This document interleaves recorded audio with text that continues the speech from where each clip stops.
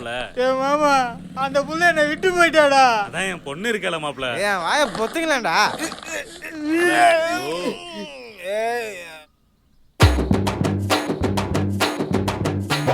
சிரிக்க வச்ச அழுக வச்சா பைத்தியம்மா தெரிய வச்சா ஏசி புட்டா சாச்சி புட்டா உசுர புடுங்கி வீசி புட்டா